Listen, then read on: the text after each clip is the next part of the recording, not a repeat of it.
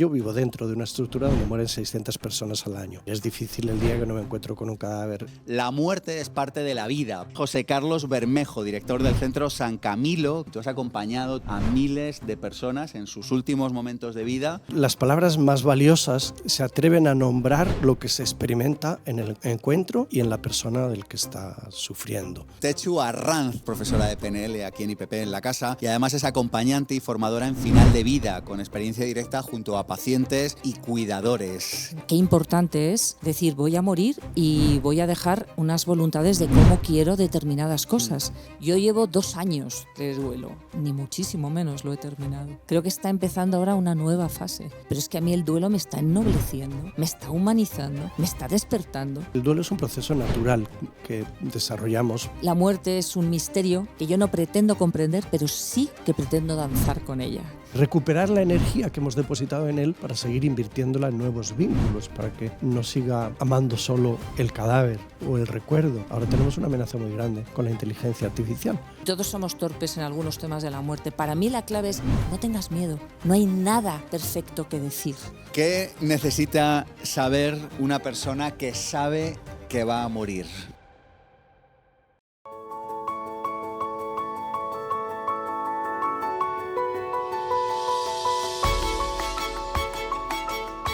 La muerte es quizá el mejor invento de la vida, porque sin muerte el planeta, fíjate, estaría abarrotado de personas. Sin muerte, en un sentido amplio, sin muerte de lo que hay a nuestro alrededor, seguiríamos viviendo en el Imperio Romano, o en las cavernas, o en la Edad Media, o no sé, la vida se habría quedado parada. La muerte es parte de la vida, por diseño, y creo que entender esta idea para el tema del que vamos a hablar hoy es clave.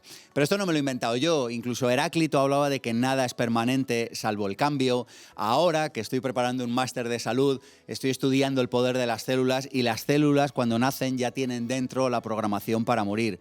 Hay pocas ideas o principios que hayan perdurado a lo largo del tiempo. Es como que la vida busca que todo se renueve, incluso las ideas. De hecho, incluso ideas que tú y yo podemos dar como buenas, pues el derecho a la vida es mejor que la muerte, cuidar de los demás. Ideas incluso que pueden parecer obvias, incluso hay grupos de gente dentro de la vida que han luchado contra ellas. Es como si la vida quisiera que hubiera una renovación permanente de todo, incluso de las ideas buenas, de las células o de la propia vida. Pero es que si nos vamos al mundo de la empresa es igual. Nosotros, una cosa que hemos comprobado en el Máster de Emprendedores es que si alguien tiene una buena idea de negocio, llega otro y se la copia, o llega otro y la mejora. Es como si incluso el propio sistema económico quisiera que incluso, las malas se las carga automáticamente, pero incluso las buenas ideas, también parece que el propio sistema económico quisiera que murieran, quisiera que se renovaran. Y sin embargo, aunque la muerte está presente todo el rato ahí, es como que no la queremos ver. De hecho, la muerte, a mí esto me parece muy curioso y me di cuenta hace muchos años, la muerte ha desaparecido de la vida. La gente ya no se muere en casa. Yo no sé en qué momento decidimos medicalizar toda la vida, ya no nacemos en casa, ya no morimos en casa, pero como que la muerte ha desaparecido. Pero incluso la muerte de las empresas, casi nadie habla de los fracasos económicos que ha tenido. Incluso la muerte, ojo, social, se castiga el cambio. De hecho, hay una cosa que nuestros alumnos nos dicen en muchas ocasiones, es que hay personas que de repente les dicen, oye, tú has cambiado, tú ya no eres como antes, que viene a decir, oye, tu yo de antes ha muerto y este nuevo yo de ahora que ha nacido no me gusta tanto. Hoy hablamos de la muerte, pero sobre todo vamos a hablar del duelo, vamos a hablar de cómo enfrentamos la muerte física de una persona, de un ser querido o de nosotros mismos, pero la muerte en un sentido amplio, porque la muerte, como te decía al principio, para mí es uno de los mejores inventos de la vida. Mi nombre es Sergio Fernández y esto, ya lo sabes, esto es mucho más que un programa de radio, mucho más que un podcast, esto es Pensamiento Positivo.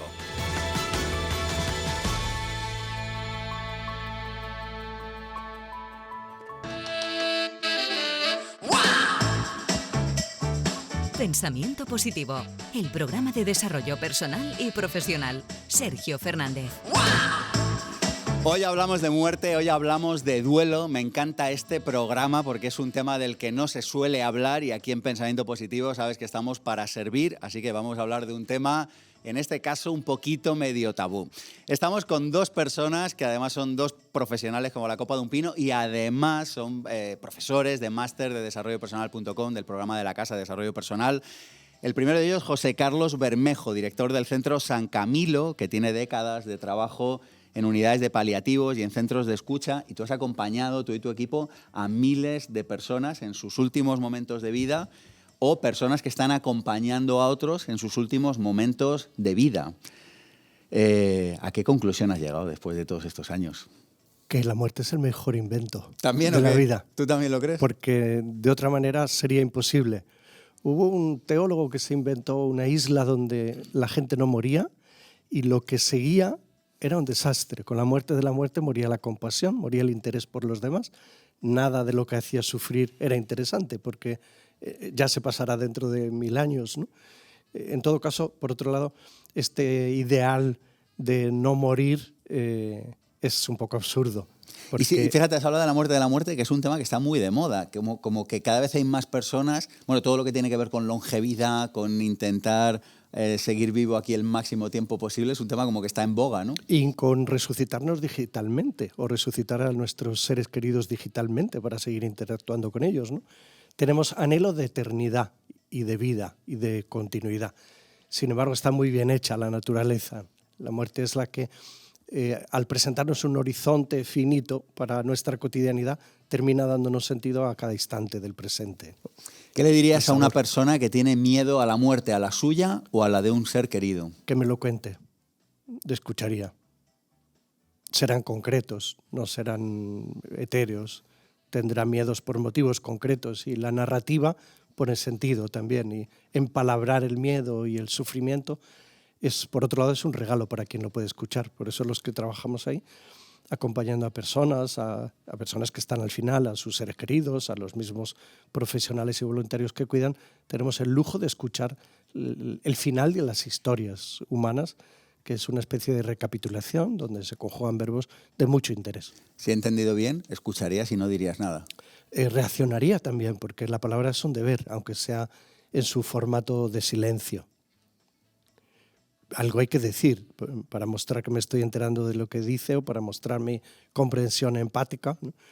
Pero fundamentalmente invitaría a narrar, porque en la narrativa nos ponemos nosotros mismos, identificamos los valores que hemos iluminado en nuestra biografía, los que hemos oscurecido, ¿no? Y vendrían los apellidos de esos miedos, ¿no? En que consisten, que probablemente tienen también que ver con el no haber hecho lo suficiente para perdonar, perdonarse, disfrutar a lo largo de la vida vivida. Ahora vuelvo contigo, José Carlos. Estamos también con Techu Arranz. Techu, yo la conocí en el mundo de la programación neurolingüística, de PNL, de hecho es profesora de PNL aquí en IPP en la casa, y además es acompañante y formadora en final de vida, con experiencia directa junto a pacientes y cuidadores. ¿Qué le dirías, Techu, a una persona que tiene miedo al final, al suyo propio o al de otras personas? Efectivamente, yo intentaría establecer una conversación, un diálogo. Yo creo que la vida es el arte del encuentro y la muerte también es el arte del encuentro. Realmente la muerte me parece uno de los más bellos procesos de diálogo entre nosotros y con uno mismo, con sus valores, con las cosas que siente que están pendientes, con el gran misterio, porque para mí la muerte es el misterio de los misterios. Y lo más bonito de la vida para mí es un misterio. Para mí el amor es un misterio, para mí la muerte es un misterio desconocido, pero a la vez que cuando miras a los misterios te das cuenta que están llenos de sabiduría y llenos de proceso. Por eso es maravilloso dialogar de la muerte. Por eso a mí me parece maravillosa, o sea, esa decisión tuya, que te aplaudo, de que, por ejemplo, en un máster de desarrollo haya un módulo sobre esto.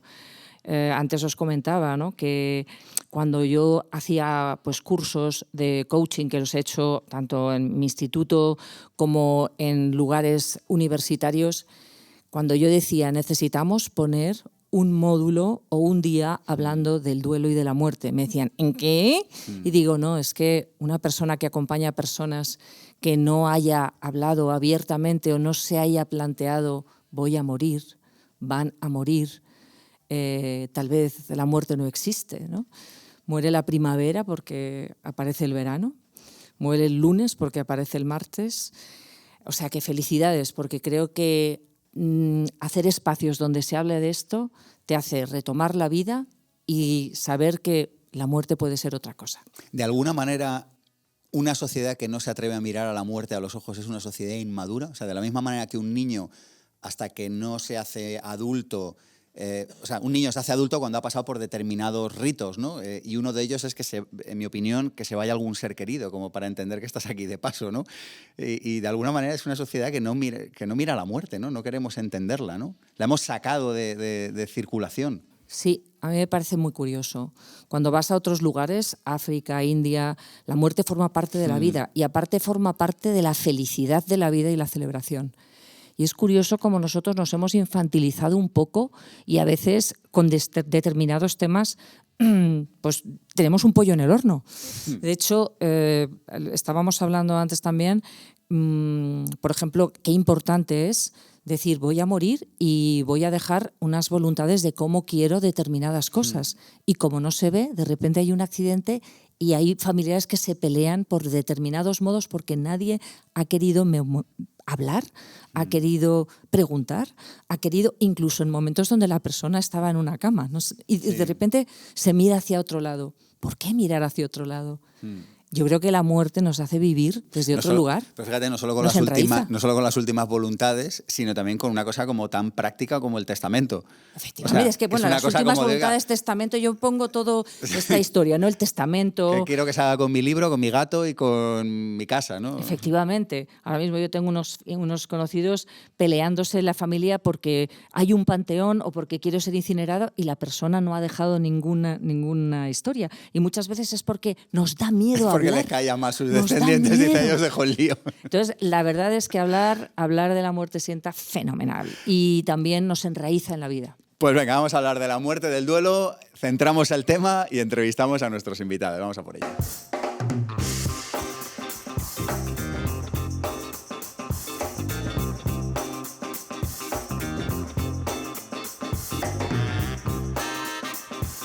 La primera idea que quiero compartir hoy contigo es esta de vive hoy para no lamentarlo mañana. Hay un libro cuya traducción es un poco extraña, pero bueno, lo han traducido como Los 5 mandamientos para tener una vida plena, de Bronnie Ware, que seguro que has escuchado en alguna ocasión esta historia. Habla de la historia de una enfermera de cuidados paliativos que escribió un libro sobre los 5 arrepentimientos de las personas que tenían de manera más frecuente antes de morir. Y realizando este trabajo se dio cuenta de que se resumían en 5 lamentaciones, el muro de las lamentaciones de antes de morir. Ojalá hubiera sido fiel a mí y no a las expectativas de otros.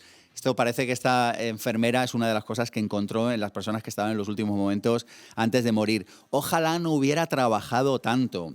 Ojalá hubiera expresado más mis sentimientos. Ojalá no hubiera perdido a mis amigos y ojalá me hubiera permitido ser más feliz. El mensaje es sencillo y es radical. La muerte no nos pide hazañas, nos recuerda elecciones diarias. Esta es una historia muy interesante y sobre la que se ha escrito y sobre la que se ha hablado, pero yo creo que a veces se nos olvida. Ahora hablaremos de ello con nuestros dos invitados de hoy. La segunda idea que quiero compartirte al respecto de esta cosa de la muerte, del duelo, es caminar el dolor, no saltarlo. Es un libro, el que te quiero hablar, que se llama El camino de las lágrimas, de Jorge Bucay, donde llama al duelo el más duro de los caminos. Y nos recuerda Bucay que este camino no debe evitarse, sino que debe atravesarse. ¿En cuántas ocasiones en nuestra vida bordeamos aquello que pensamos que tiene dolor? Bordeamos la conversación incómoda, bordeamos el despedirnos de un trabajo, bordeamos un divorcio, bordeamos algo. Y en esta ocasión no es una excepción, bordeamos, en este caso, el atravesar el dolor de la pérdida. No hay atajos, no hay calendarios perfectos, afirma Jorge Bucay en El camino de las lágrimas. Lo que sí que hay es un camino para recorrer a tu ritmo, al ritmo que quieras. Y su tesis es simple y, por otra parte, valiente, y es: no podemos seguir hacia adelante, no podemos seguir el rumbo de nuestra vida si no dejamos atrás lo que ya ha desaparecido y lo que ya no está. El duelo no es algo que haya que arreglar, sino un camino que hay que transitar. Y dicho todo lo cual, vamos a hablar con nuestros dos invitados del día de hoy. Vamos a por ello.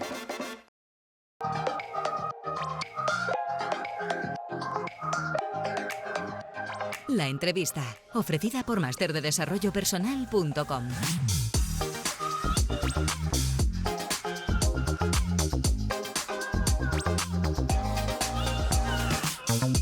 José Carlos Bermejo es director del Centro San Camilo en Madrid, referente en cuidados paliativos. Coordina programas formativos y de acompañamiento a familias y a profesionales que eligen acompañar a personas en los últimos momentos de su vida. Es autor de 100 libros o más, porque cuando salga este programa ya va publicado 3 o 4 más.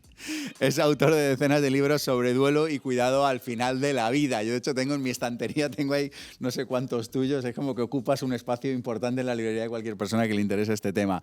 Y combina práctica clínica con divulgación. Todo esto lo encuentras fácilmente en internet. Nosotros hemos llamado a nuestra detective de almas, a nuestra querida Cristina Serrato, y a sus biografíasconalma.com. Es un religioso Camilo apasionado por humanizar y crear una cultura de la salud a la medida del ser humano para aliviar su sufrimiento y acompañarlo con ternura y profesionalidad.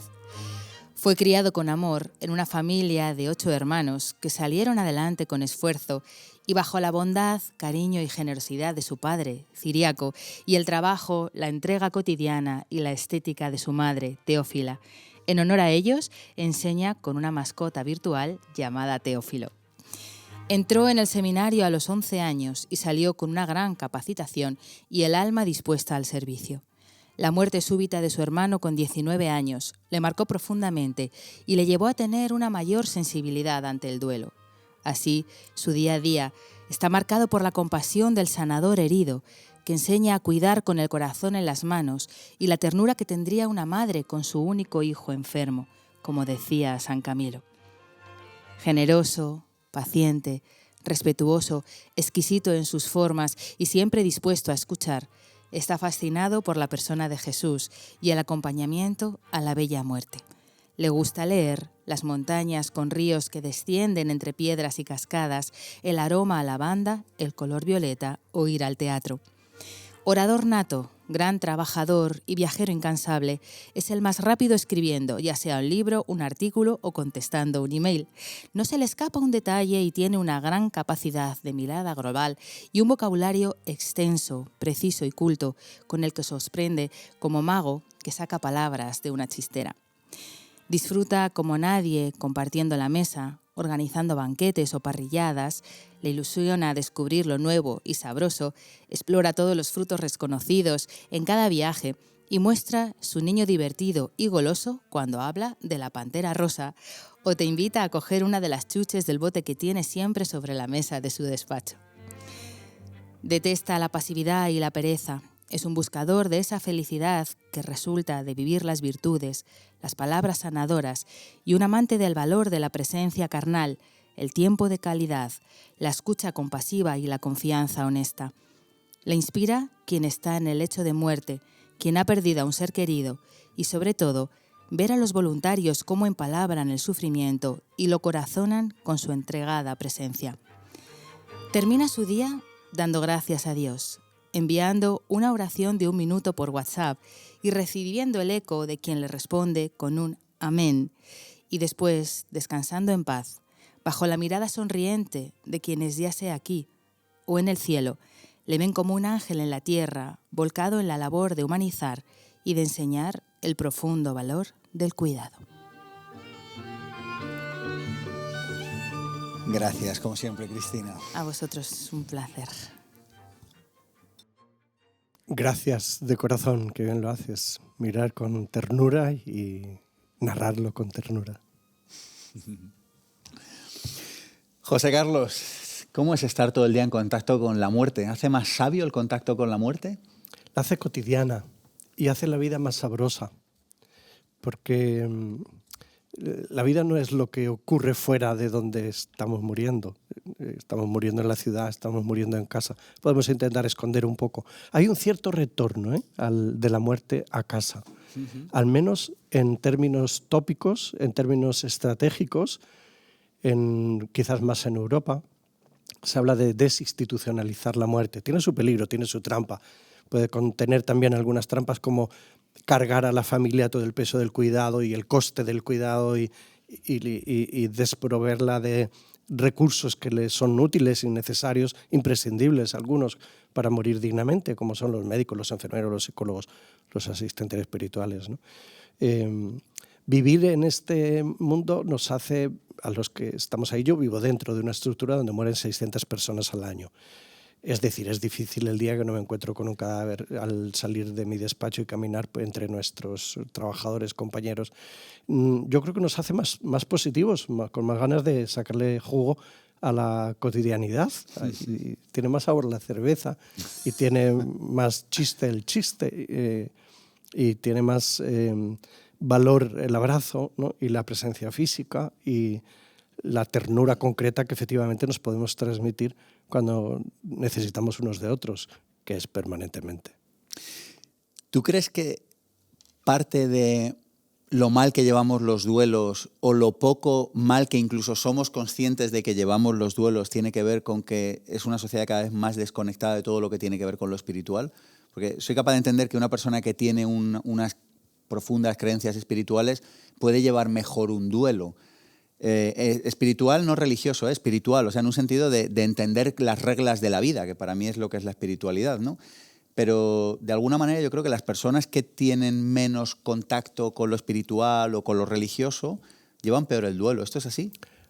Hay quien dice que estamos en un momento no de ocultamiento de lo espiritual, quizás sí de rechazo de lo religioso, porque la institucionalización de las religiones ha llevado a que se expresen también en la cara más fea y que vamos descubriendo, antes lo tapábamos, pero vamos descubriendo caras oscuras. Sin embargo, hay quien dice que estamos ante un retorno de lo espiritual.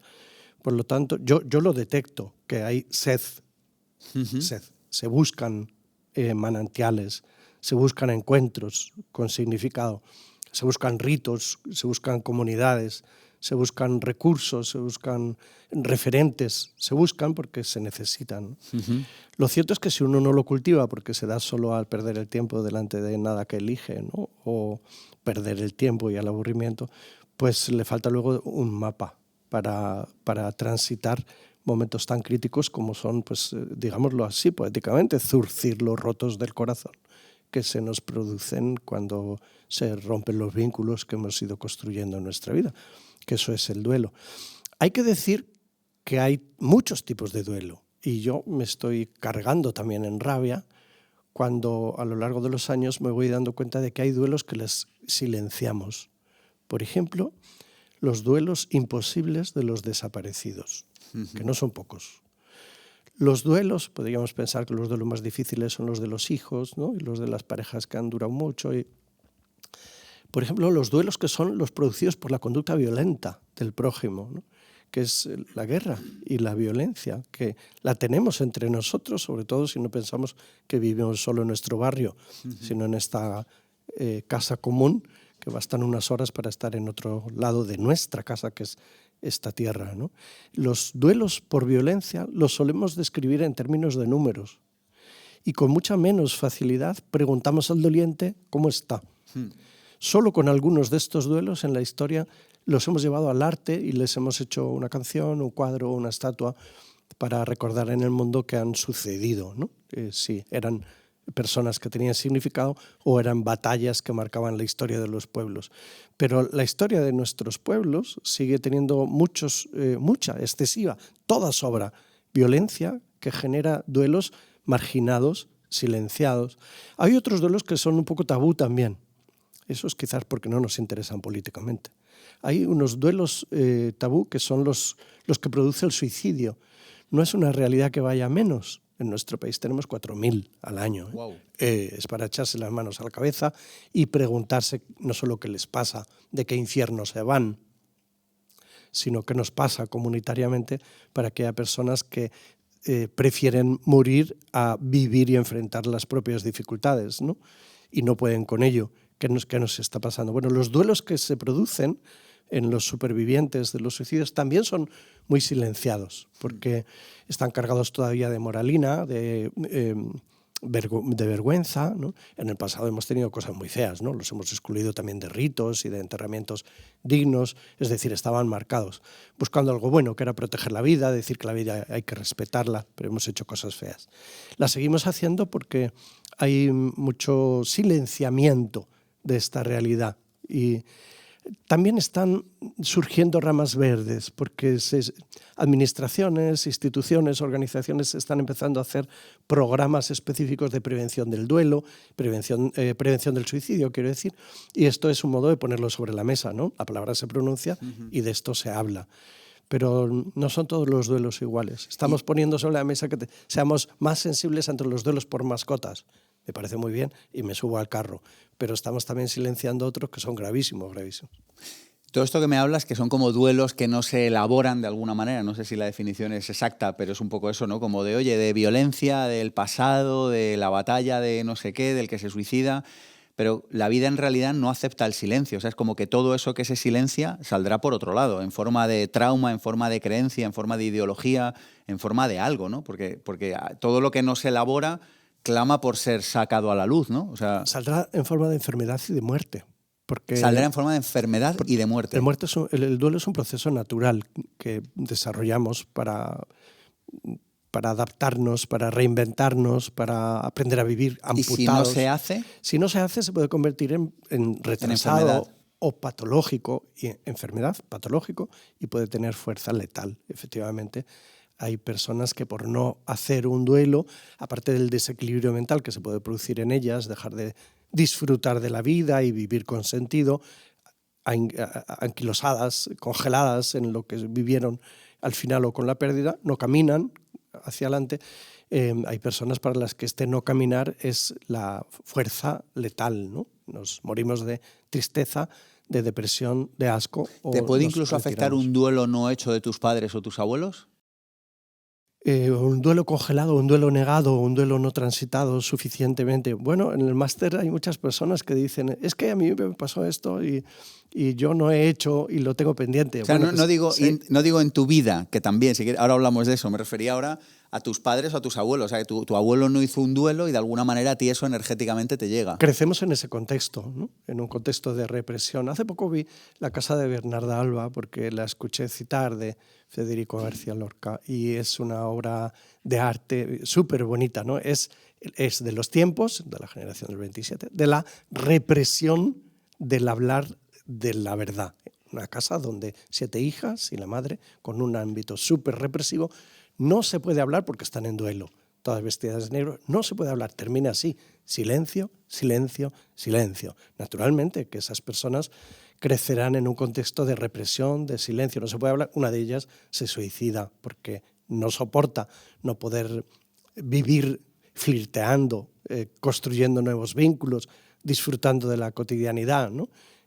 A pesar de estar en duelo. Por eso, claro que influye sobre la salud mental del individuo, de la comunidad, pero también la sociedad que construimos está hecha de esa salud.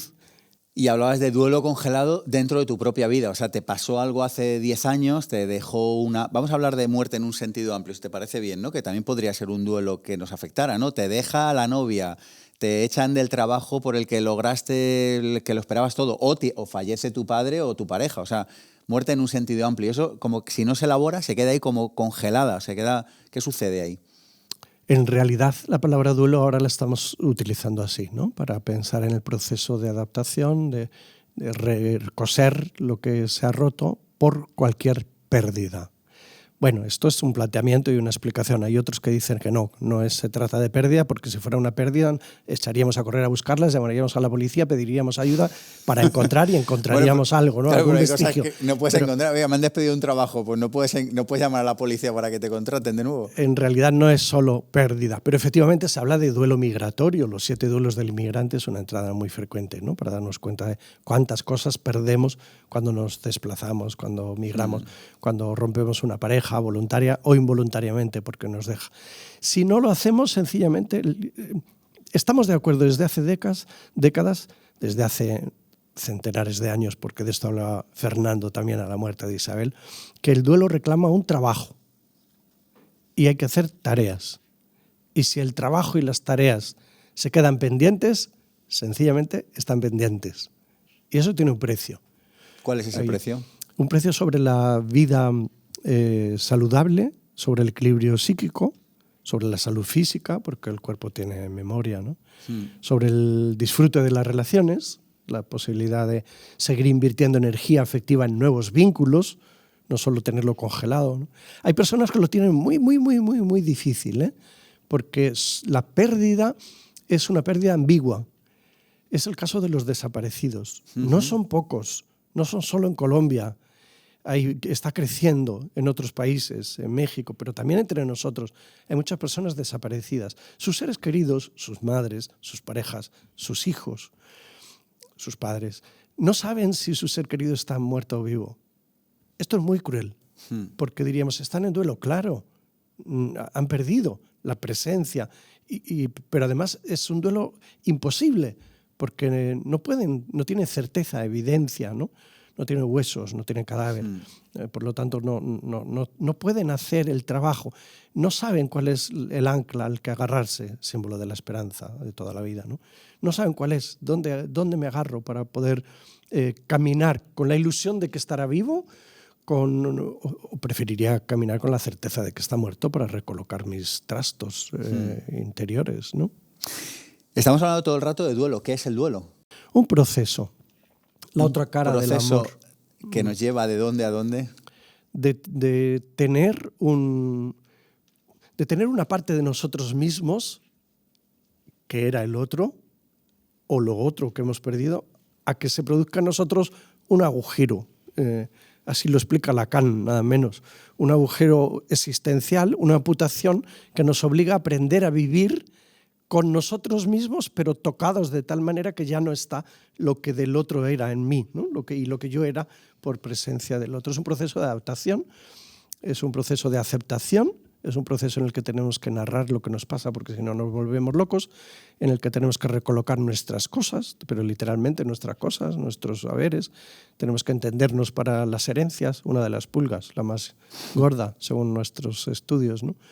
Un proceso en el que tenemos que aprender, decidir vivir de manera nueva y aprender a vivir sin el ser querido y aprender a entablar nuevos vínculos también con el ser querido desaparecido de nuestra órbita tangible, ¿no? Húmeda, y recuperar la energía que hemos depositado en él para seguir invirtiéndola en nuevos vínculos, para que no siga viviendo amando solo el cadáver o el recuerdo, ¿no? Ahora tenemos una amenaza muy grande con la inteligencia artificial.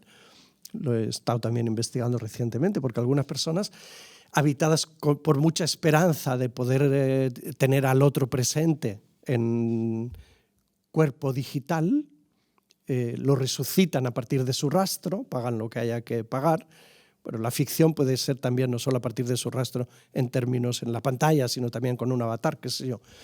Y continúan después de muerto la relación y los vínculos que habían tenido. Pero esto es una oferta, pitote cósmico de mucho cuidado, ¿no? La tenemos en el mercado y la estamos utilizando. Piensa que hay 24 millones de personas que tienen una novia digital, así llamada, o novio, es decir, un vínculo, un tú digital con el que interactuar. De inteligencia artificial. De inteligencia artificial. Hay 24 millones de personas que tienen una pareja que es una inteligencia artificial. Un ente que pseudodialoga, está dispuesto 24 horas, 7 días y tiene un perfil que tú mismo lo construyes, por lo tanto es un perfil idealizado de tu pareja, que no te juzga, que está presente, que también te deja estar, que te deja ser tú, que te reconoce. Le puedes proyectar tu imagen positiva de pareja para que te refuerce la tuya positiva. O sea, es un chollo en términos, no tiene los límites que luego tiene la realidad. La realidad carnal húmeda. A mí me gusta decir húmeda porque es una de las características que más nos definen la presencia física. Bueno, esta idealización está también aterrizando en el duelo, esta posibilidad, y nos pone al alcance nuestro el peligro de que nos volvamos un poco tarumbas, porque sigamos dialogando. Porque no cierres, ¿no? No aceptas, entonces, y además te empoderas de una manera ficticia, enfermiza, ¿no? Yo puedo resucitar a mi padre. Wow, pero es que esto tiene otra lectura, que es como esta cosa como de que los seres humanos actuales no pensamos todopoderosos, pensamos, lo hablábamos antes, que podemos vivir para siempre, que podemos conseguirlo todo, que tenemos derecho a todo. Es como que el ser humano actual, esto es una reflexión, ¿no? Pero como que no acepta el no. de alguna manera. O sea, hay muchos problemas porque no aceptamos el no aceptamos el que no podemos comer de todo y nos genera problemas de salud, no aceptamos que no vamos a poder hacer todo lo que queremos hacer en la vida. Entonces estamos frustrados porque Pero fíjate que con la muerte no me había dado cuenta yo de esto. Con la muerte también no aceptamos el no de que un ser querido se ha ido. También es porque estamos preparados para no aceptarlo. O sea, se muere un ser querido y mi naturaleza está preparada para soñar con el vivo.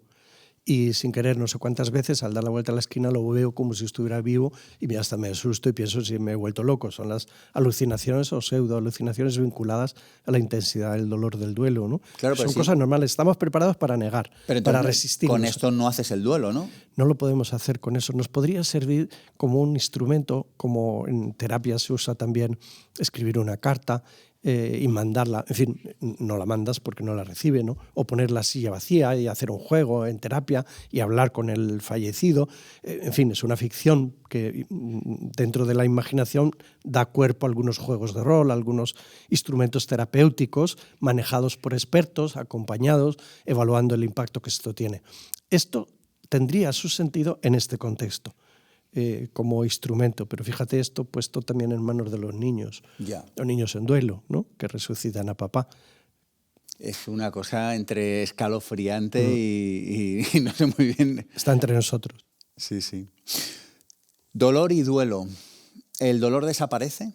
O mejor dicho, sufrimiento, dolor y duelo. Al principio parece que hay sufrimiento siempre o casi siempre, no lo sé, explícame. ¿Dolor y luego desaparece o no desaparece nunca? ¿O cómo va esto? Bueno, hasta hace unas décadas estas palabras nos gustaba distinguirlas. Con algunos autores se nos han hecho pensar, por ejemplo, Cecily Saunders, que es una de las iniciadoras del movimiento paliativo, esta cultura tan saludable para mirar a las personas al final de la vida y cuidarlas aceptando su muerte, ¿no? Ni prolongando la vida, ni interrumpiéndola de manera provocada, sino respetando la naturaleza. Esta mujer desarrolló el concepto de dolor total y la multidimensionalidad de la experiencia del dolor. Y la palabra es esta, la que ella usaba, y es la que está vigente y circulando en las revistas científicas. ¿Sí? Con esto se diluyen un poco las líneas que dividían los conceptos entre dolor y sufrimiento, ¿no? Sufrimiento, se decía, es más subjetivo, tiene más que ver con lo cognitivo, con lo emocional, con lo relacional, con lo valórico, con lo espiritual. El dolor más físico, ¿no? Por un daño tisular. Nuestro cuerpo manda mensajes al cerebro y te quemas en el dedo, ¿no? Es un dolor, o te pica en tal sitio. Sin embargo, hoy hablamos de la multidimensionalidad de la experiencia del sufrir. Uh-huh. Y es saludable y es humanizador mirarlo así, porque también nos despierta las respuestas más integrales, ¿no? de quienes queremos acompañar para aliviar, y también nos interpela sobre cómo prevenir, interviniendo en todas las dimensiones. De hecho, sabemos que el dolor físico también es aliviado por caminos de consuelo, de terapia, por caminos de autosugestión, por caminos de placebos, sin entrar en la valoración ética, ¿no? Es decir, lo físico también está afectado claramente por las otras dimensiones. Por eso la línea que divide estos conceptos es ahora, a nivel teórico, es muy sutil, y lo que más vale la pena es intentar comprender la experiencia subjetiva que hace el otro, ¿no? Y el impacto que tiene en el otro para prevenir lo posible, porque estamos llamados a ser lo más felices que podamos, no solo en términos de bienestar emocional, sino también en bienestar valórico, ¿no? Lo más compasivos, lo más solidarios, lo más generadores de paz y de bien, y salir al paso de su sufrimiento y tender un pallium que permita sentirse comprendido, acompañado. La tradicional de toda la historia de la vida, consolatio, consolar. Uh-huh. Jugando con las palabras, a mí me gusta decir que consolar es consolar, poner un suelo, porque sin suelo te caes a algún abismo. Consolar. ¿Hasta cuándo es normal estar mal en un duelo? Descubrí hace poco que Shakespeare en Hamlet dice que el duelo al menos tiene que durar lo que te duran los zapatos con los que acompañas al cadáver de tu muerto, ¿no? Bueno, es un modo... ¿Zapatos de los de antes o zapatos de los que te duran solo un verano? Bueno, a lo mejor esto mismo también habla de que antes y ahora tenemos percha distinta para afrontar el duelo, ¿no?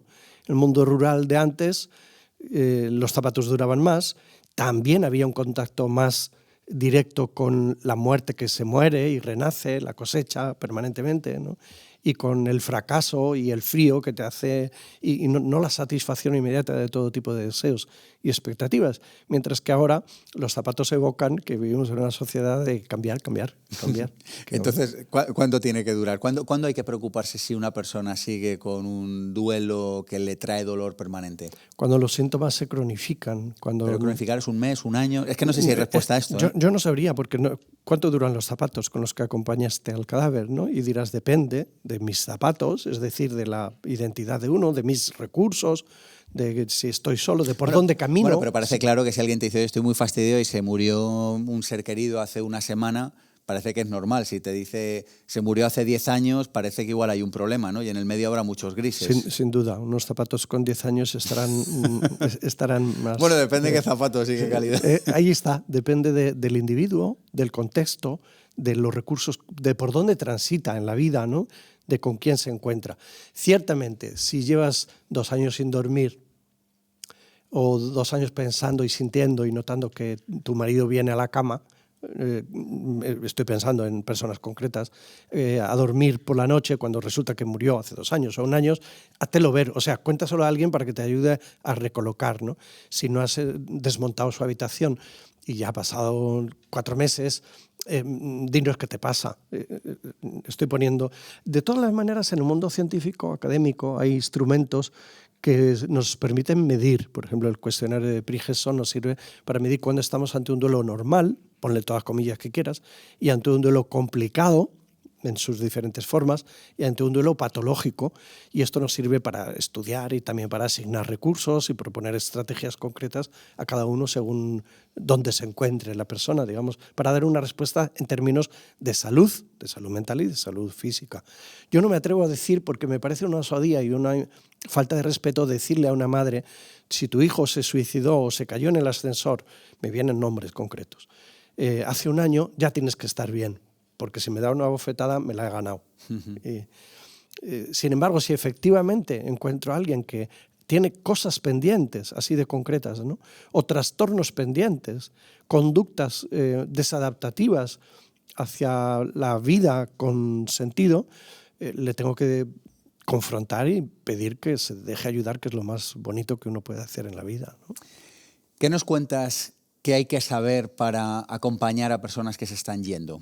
Dame las ideas clave. Bueno, tú sabes que tenemos también un máster en esto en San Camilo, ¿no? Un máster en intervención en duelo. Hay que mirar la vida y la muerte, hay que describirla, porque hay de todo en el mundo, ¿eh? Hay gente que dice la muerte no existe y son predicadores y gurús o bien habla con los muertos y yo hago de medium. Hay de todo en el patio, ¿no? Creo que a mí me parece muy útil echar una ojeada a la filosofía, la admiro, la uso, me parece la capacidad que tenemos de pensar y de ayudarnos a hacernos pensar, que hay que mirar el arte, porque el arte dice mucho. Vengo de México, la semana pasada estuve en México, he disfrutado tanto de Calaverandia, un parque temático sobre la calavera, o sea, sobre una expresión cultural embellecedora de lo que aquí nos podría producir rechazo, pero es una expresión artística. Hay tanta música, hay tanta pintura, hay gastronomía en algunos sitios, ¿no? Pan de muertos, por ejemplo. Hay tantas expresiones culturales ricas, poesía. Hay un género literario en nuestra lengua, tenemos las elegías, nada menos, ¿no? Son poemas concretos que ha escrito el doliente, con los cuales ha transformado el sufrir en belleza. Por eso creo que hay que utilizar el arte y conocerlo como recurso para invitar también a contemplar. Hay que cuidar la vida interior y la vida espiritual. El duelo es mucho espiritual. Pero bájamelo a algo concreto, José Carlos. O sea, alguien que está acompañando a su padre que está muriendo, a su hijo que está muriendo, no sé, ¿qué debería saber esta persona? Al margen de leer elegías y no sé, quizá ver buen cine, buenos libros, buen arte, que luego hablaremos de eso. ¿Qué más en el día a día? Bueno, yo lo diría también profesionalmente así, pero te cojo la pregunta, ¿no? También hay que tener competencias relacionales y emocionales y éticas y espirituales y culturales para ayudar cuando se sufre, así en general, ¿no? Pero cuando ayudamos en nuestra familia, lo que más tenemos que hacer es desaprender los estilos que son tapagujeros, ¿no? Que son, como no sé qué decir, pues te digo lo de siempre. Antes, que era lo que decían los griegos, ¿eh? Antes o después nos toca a todos. Es mejor así, ya no sufre, Dios se lo ha llevado. Si ya decía ella, tierra, trágame. Hoy le damos nombres diferentes y más técnicos, pero son la misma cosa. Creo que lo que tenemos que hacer para acompañar sobre todo es desaprender. En todo caso, desaprender estos tópicos típicos con los que nos metemos en el burladero para no estar en el baile del encuentro transparente, humilde, sencillo de la narrativa del sufrir. En todo caso, el duelo, decía Shakespeare, el duelo necesita más testigos que consejeros. Es decir, necesita más personas que atestiguen el dolor ante el doliente que duelistas entrenados en terapias concretas para ayudar, a lo cual yo también me dedico, a preparar duelistas competentes para ayudar en duelos complicados, en adultos, en niños, porque no es lo mismo. Necesita más testigos, por lo tanto, es más la presencia que es capaz de callar, que es capaz de escuchar, que es capaz de escuchar. Parece que todo conduce a lo mismo, ¿no? En tu enfoque, que es como aprende a estar, ¿no? O sea, cosa como de estate y ya, ¿no? No hay el checklist de oye, hazte estas 5 cosas, ¿no? Es como tener el coraje de estar, de sostener, de mirar, de acompañar. Y responde eficazmente. La compasión requiere eso. Si estás que llevas un mes sin comer bien, te invito a que hagamos un caldito. Y si la casa está sucia, te invito a que vayamos al súper juntos y compramos y limpiamos, si me dejas, ¿no? Y este es un estar compasivo, no lastimero, sino eficaz para transformar la realidad y hacerla amable. Y hacerla amable con el caldito y caminemos juntos, aunque se haya suicidado, caminemos juntos por el parque. No es solo un estar improductivo, ¿no? Un estar pasivo, porque un estar pasivo también puede generar un silencio. Las palabras son muy limitadas, pero un silencio no elocuente también se convierte en una tumba, ¿no? O en un factor que refuerza el dolor que se puede transformar en depresión, que de esto también hay mucho, ¿no? Y es necesario tratar profesionalmente. ¿Cuándo el dolor se convierte en depresión? Lo tiene que diagnosticar un profesional. Si le preguntamos a Freud, nos dirá en duelo y melancolía, pues los aspectos concretos de las diferentes expresiones. Estoy leyendo una tesis doctoral sobre la depresión, por eso me hago más prudente cuando más me hago consciente de lo complejo que es.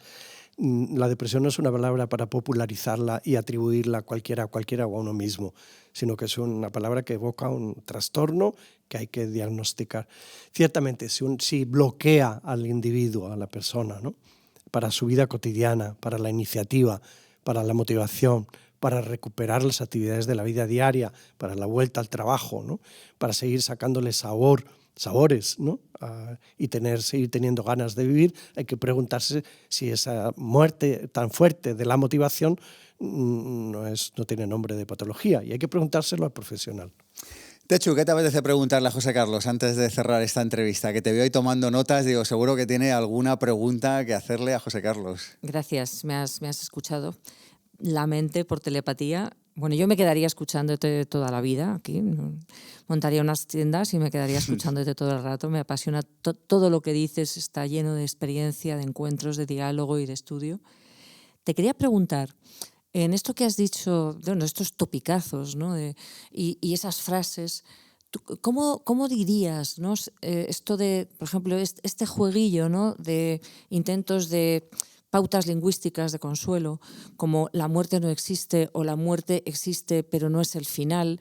No sé si me explico, desde una perspectiva, por ejemplo, de una persona como tú, que sí que tiene una espiritualidad, o sea, tiene una idea espiritual detrás realmente, y toda la experiencia que te lleva, ¿cómo, aunque normalmente dices que esto es el diálogo con la persona y que no hay una generalización, ¿cómo lo pones tú en palabras esto de que la muerte existe, sin embargo no es el final? ¿O cómo lo sueles poner en general? ¿O cómo lo soléis enseñar? La antigua Grecia consolaba de esta manera con los silogismos. Todos los hombres son mortales. Tu marido era hombre, tu marido era mortal. El siguiente, que tú tienes que estar ya consolada. Por este camino hoy no vamos. Justamente, y esto es muy bello también, con el advenimiento de Jesús en la historia de la humanidad, ha entrado mucho más, se ha puesto más sobre la mesa el mundo de los sentimientos y de la compasión. Entonces, yo creo que sobran las palabras, vale mucho más la presencia y la validación de la experiencia. Cobra mucho más relevancia la experiencia. Sin embargo, tenemos que poner palabras, ¿no? ¿Qué mejor palabra que la que narre lo que estamos experimentando? Si me estás hablando de el que falleció, de tu ser querido, yo rescataré algo de eso, lo pondré de vuelta para ti y nuestro diálogo será para darle vida en el recuerdo, que es el presente del pasado, ¿no? Y dándole vida estaré transmitiéndote y sintiendo que está vivo entre nosotros. Y si quieres que en algún momento te dé razón de mi esperanza, que es una provocación también bíblica, pues lo haré con mucha prudencia, que es también el versículo siguiente, con mucha prudencia. Yo creo, yo confío, no tengo ni idea, no tengo pruebas. Es la incertidumbre, la hermana de la esperanza, ¿no? Pero no puedo vivir sin ancla, así que me agarro a quien se preste para ser ancla para mí. Por eso que las palabras más valiosas creo que son las que se atreven a nombrar lo que se experimenta en el encuentro y en la persona del que está sufriendo.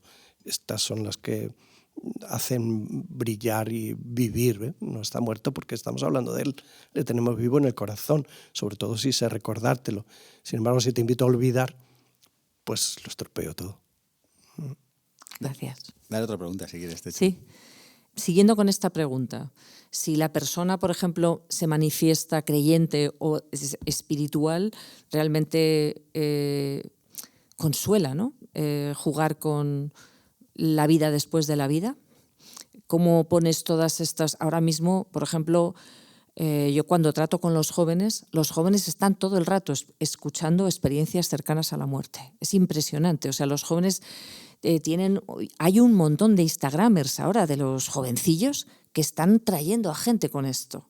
Entonces está muy de moda y a la vez hay mucha gente que cree que hay vida después de la vida y que hay vida después de que alguien muere.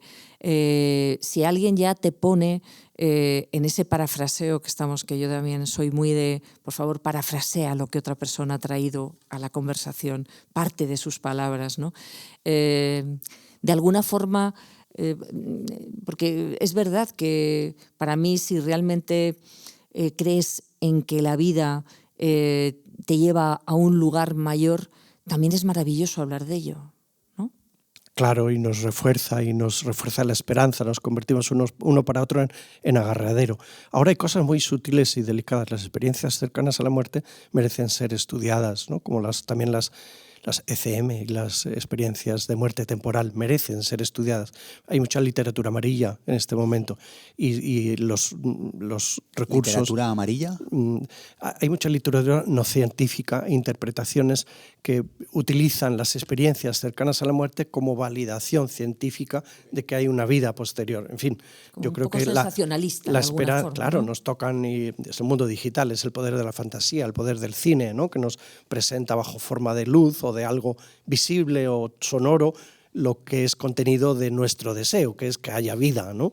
En fin, yo lo que haya después de la vida se lo dejo a Dios, en quien me abandono y a quien confío, y del que siento que dentro de mí me nutre, también porque tengo vínculo cotidiano con él.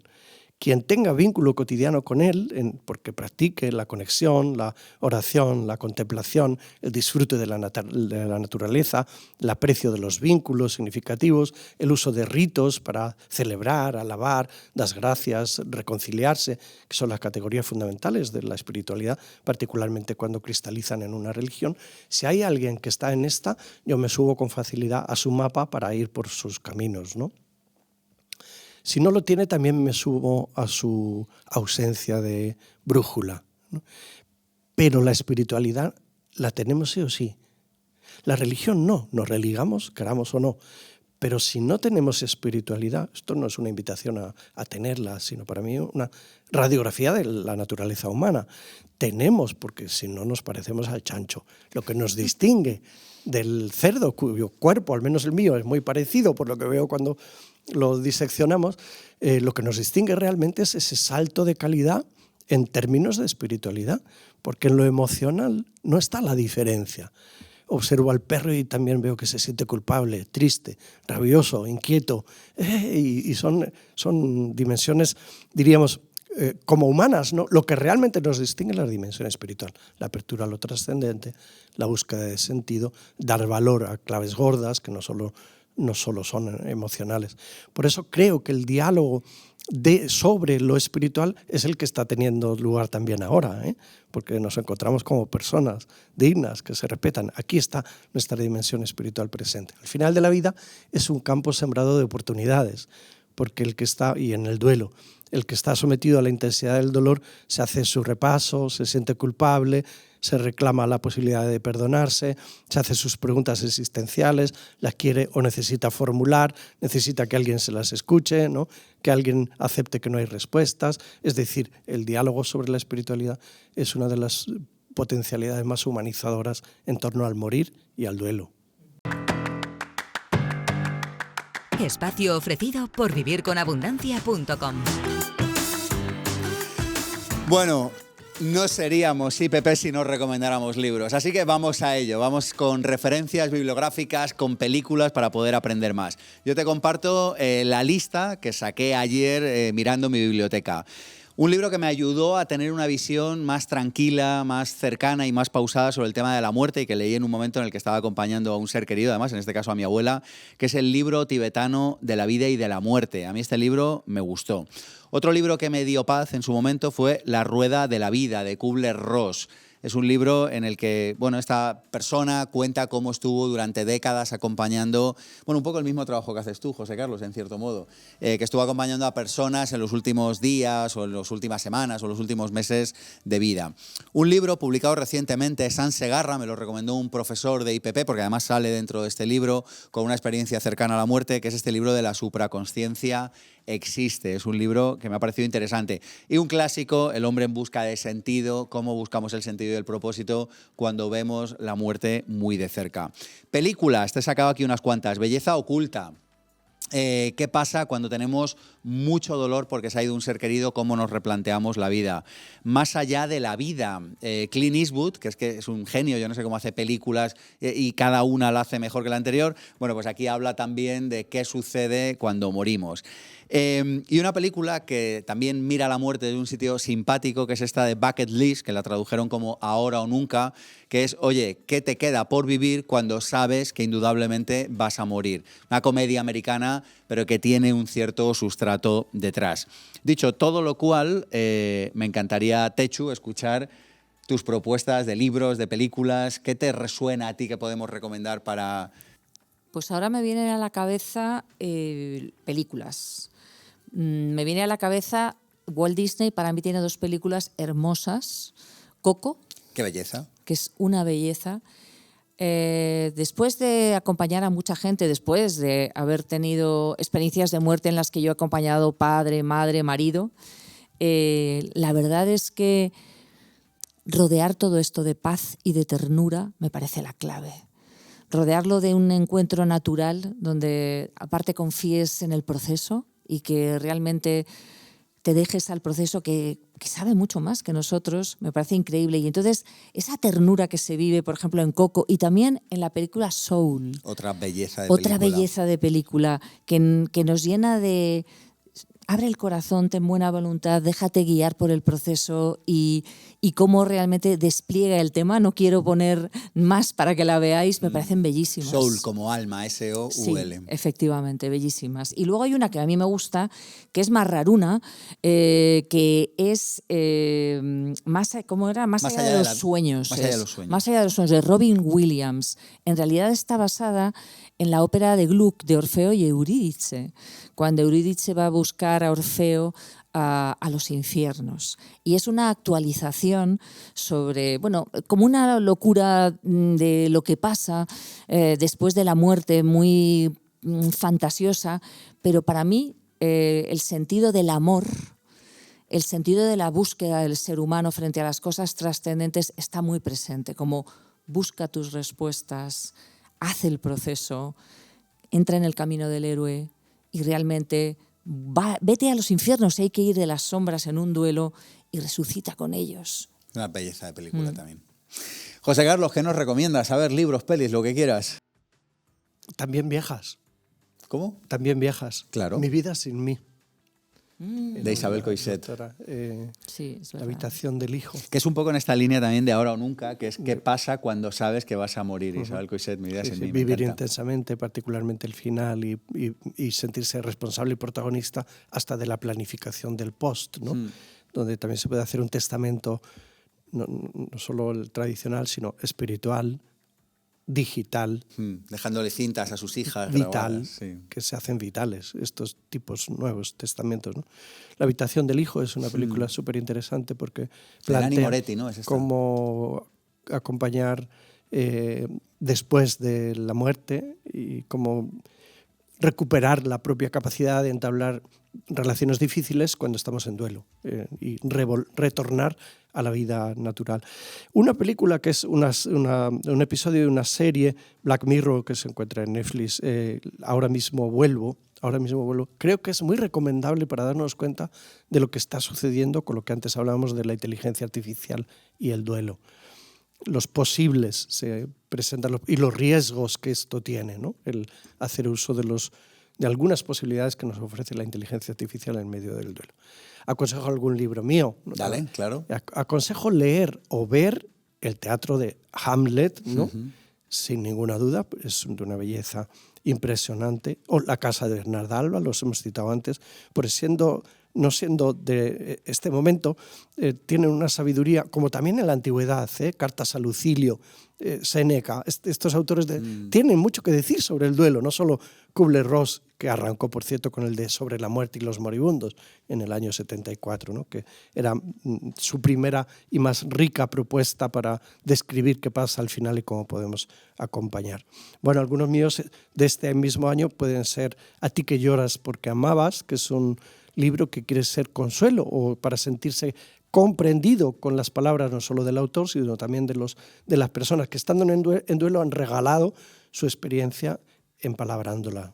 O bien Duelo e inteligencia artificial, que nos hace tomar conciencia de las posibilidades reales que hay y nos invita a tener una actitud abierta, pero reflexiva, y a buscar los criterios éticos para que los posibles no se conviertan en nuestros enemigos, sino en nuestros útiles ayudantes.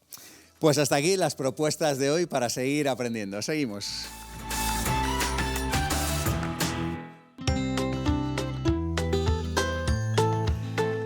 Bueno, pues si estás inspirado en este momento y quieres seguir aprendiendo de desarrollo profesional, de desarrollo personal, de desarrollo financiero, te cuento dos cosas muy rápidas. La primera, que todos los días mando un email, que me lo trabajo, que aporto valor, que recomiendo libros, que recomiendo vídeos, que recomiendo entrevistas como esta que hemos hecho hoy el día que la publiquemos. ¿Cómo te apuntas? ippformacion.com/regalo, ippformacion.com/regalo. Todos los días de lunes a domingo algo de valor. Empecé a hacerlo en el 2008, luego dejé de hacerlo, he vuelto a hacerlo y me hace tremendamente feliz. Te harás adicto porque me lo curro, me hago porque tengas valor, pero si no te gusta te das de baja, es gratis y todos tan amigos. Además, en esa misma web, en ippformacion.com/regalo, si bajas un poquito tenemos hasta 10 formaciones gratuitas, 10 formaciones gratuitas. Puedes encontrar, por ejemplo, la formación Transformación, que es una formación de desarrollo personal, donde te acompaño y te doy herramientas para que puedas transformar tu vida si es lo que deseas, o si quieres conseguir mejores resultados, o si quieres conseguir mejores objetivos.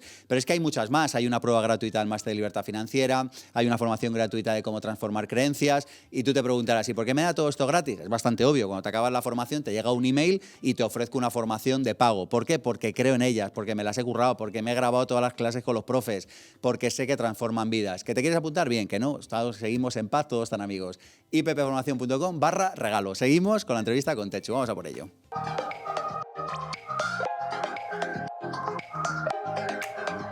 La entrevista, ofrecida por masterdedesarrollopersonal.com.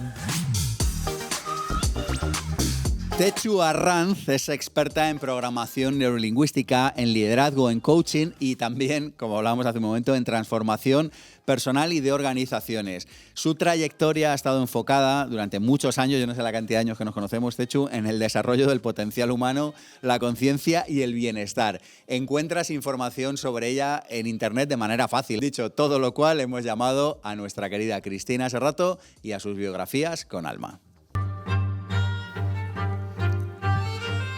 Es un alma alada que danza sobre sí misma, emanando una esencia amorosa, sabia y divina. Una peregrina que camina sobre la aventura física y espiritual de la vida, agradeciendo a diario las bendiciones recibidas. De su infancia recuerda el bullicio de una familia de 5 hermanos y muchos primos, donde había un clima de juego, disfrute y libertad. También los veranos interminables, los paseos en bicicleta, la leche de burra y los frutos secos, el gusto por la lectura que le inculcó su padre, un hombre muy culto, o heredado por su exquisita madre, el amor por la música clásica. Estudió piano y flauta travesera. La vida no se lo ha puesto fácil, pero ella lo ha hecho siempre sencillo. De pequeña ya soñaba con otro tipo de educación. Cuando llegaba a casa del colegio ponía sus muñecas en fila y les contaba a la clase que le hubiera gustado que le dieran. Ya estaba destinada a ser una gran maestra a muchos niveles. Comprometida y trabajadora, comienza su rutina diaria dando las gracias, limpiando cualquier pensamiento o ruido interno que albergue su mente y saliendo a una nueva jornada en la que será ese sostén de tantas personas que buscan consuelo. Tiene un gran sentido del humor, como su abuelo, y una profunda relación con lo trascendente, como su abuela. Adora el chikung, la meditación, reír, el silencio y realizar una misión de vida en la que da y recibe grandes lecciones a través de los desafíos de sus clientes. Le encanta el aguacate, las pipas de girasol peladas, el sabor de un buen té. Es un amante de la naturaleza, de los paseos por la montaña, de los amaneceres, los santuarios, pasar tiempo con sus amigos del alma y las charlas profundas con aspiración a construir un mundo mejor.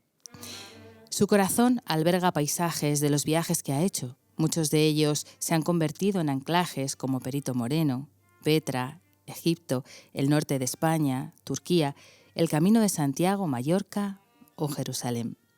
Termina su día poniéndose una declaración grabada para agradecer lo vivido y recordarle a su mente, cuerpo y emociones que todo está bien, y así disponerse a dormir en paz consigo misma y con los demás e ir a un lugar de infinito bienestar.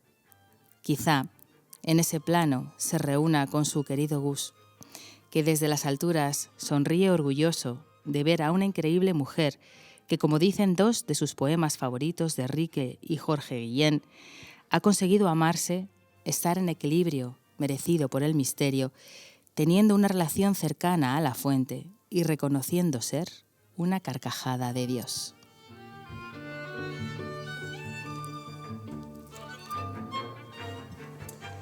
Muchas gracias, Cristina, como siempre. Es muy interesante porque en este programa es como que no estuviéramos solos, que nos estuvieran acompañando más personas.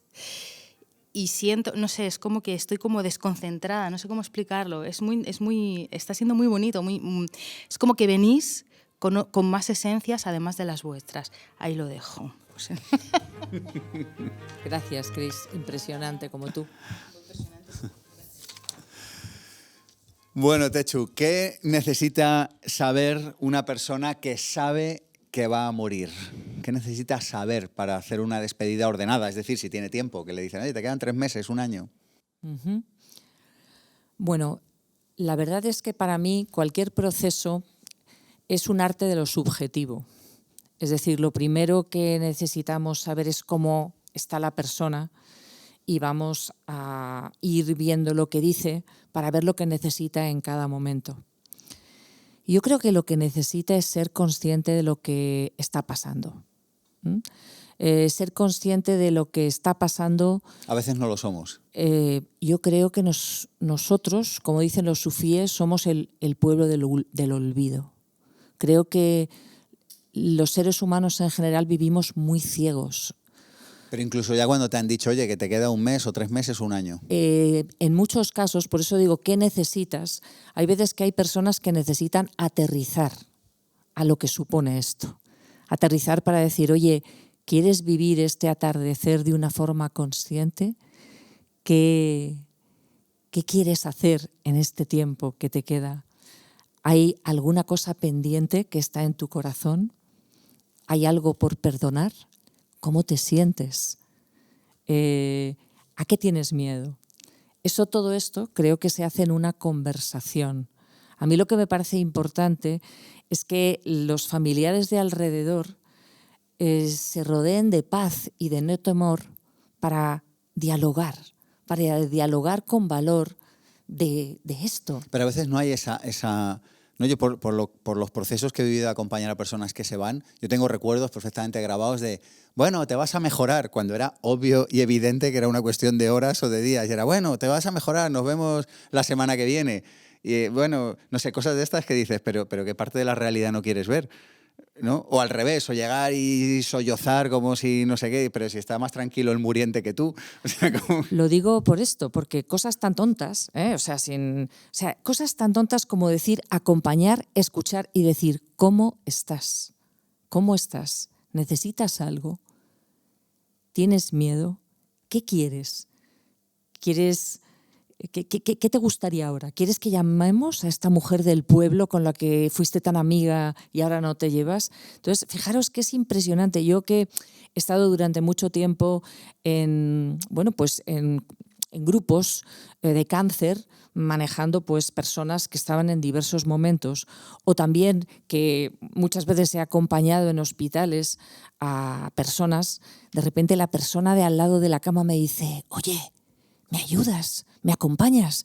Es que cuando yo les digo a mis hijos que quiero rezar un Ave María a la Virgen de mi pueblo, me dicen, pero que tú no te vas a morir, que tú estás fenomenal, hombre, déjate de tonterías.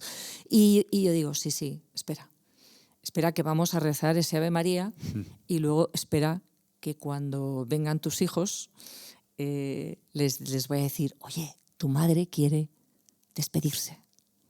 Tu madre quiere hablar de cómo está. Tu madre quiere dar las gracias.